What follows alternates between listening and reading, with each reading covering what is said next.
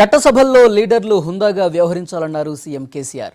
నల్గొండ జిల్లా నాగార్జునసాగర్లో జరుగుతున్న party training ప్రోగ్రాంలో పాల్గొన్న కేసీఆర్ ఇప్పుడు పరిస్థితులు పూర్తిగా రివర్స్ అయ్యాయన్నారు.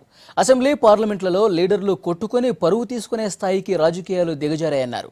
ఈ పరిస్థితి మారేలా లీడర్లందరూ కృషి చేయాలన్నారు కేసీఆర్.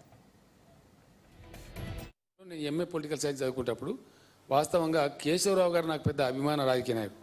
ఆ రోజుకు అద్భుతంగా మాట్లాడేది ఆయన. ఏది లెజిస్లేటివ్ కౌన్సిల్లో జూపూడి యజ్ఞనారాయణ, కేశవరావు గారు, మాణిక్యరావు అని చెప్పి ఒక ఆయన ఉండే, ఆయన టీచర్స్ కాన్స్టిట్యూన్సీ వచ్చేది, రాఘవాచారి గారు అని ఉండే. ఎంత గొప్పగా మాట్లాడేదంటే విద్య విషయంలో, సిలబస్ విషయంలో, పుస్తకాలు ఎట్లుండాలి, ఎంత బ్రహ్మాండమైన డిబేట్ జరిగేది. నేను ఆ చెప్పరాజు గారికి కొన్ని పైసలు ఇచ్చాను సరే, ఎందుకంటే ఎక్కువసేపు కూర్చొనియరు కదా, గంట సేపు కూర్చోవాలి, దాటిపోన్నాయి. నేను ఉంటారా భయ అని చెప్పి నా ఆసక్తి కాబట్టి వాడిని రిక్వెస్ట్ చేసుకొని నేను ఇంకో గంట సేపు ఎక్కుంటానికి కూర్చుండేది. నేను అంటే వినేంత సొంపుగా చర్చలు ఉండేటి, నేర్చుకునేటట్టు ఉండేటి. కానీ ఇప్పుడు ఆ పరిస్థితి లేదు. అట్లా వింటర్ నేర్చుకుంటానే ఆ బడిపోరగాన్ని తెచ్చి మన దగ్గర కూర్చోబెడతారు. వాళ్ళు మీద ఉన్నారనే సోయి లేకుండా కూడా వీళ్ళు పొలు పరం తీసుకుంటూనే ఉంటారు. ఇంకా పార్లమెంట్ కూడా ఏం దాకపోయింది, ఫారిన్ డెలిగేట్స్ వస్తారు, వాళ్ళకు సపరేట్ బాక్స్ ఉంటుంది. ఇది మన ప్రొసీడింగ్స్ వాచ్ చేయడానికి. మన దేశంలో ప్రజాస్వామ్యం ఎంత గొప్పగా ఉంది, ఎట్లుందని మన పార్లమెంట్ ప్రొసీడింగ్స్ని వాచ్ చేయడానికి మన పార్లమెంట్ సభ్యులు కూడా పోతారు బయటికి, వాళ్ళు కూడా వస్తారు. వాళ్ళు ఉండగా కూడా ఆగుతలేదు.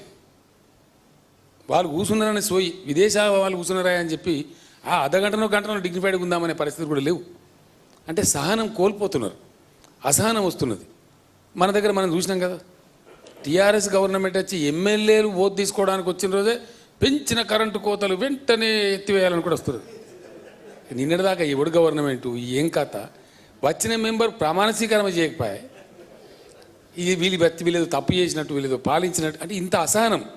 ఒక పార్టీ గెలిస్తే వాళ్ళకి 5 ఏళ్ళు టైం ఉంది కదా, మనం ఒక 2 ఏళ్ళు 3 ఏళ్ళు చూడాలి కదా అనేటువంటి సహనం కూడా కోల్పోతున్నాయి ప్రతిపక్షాలు.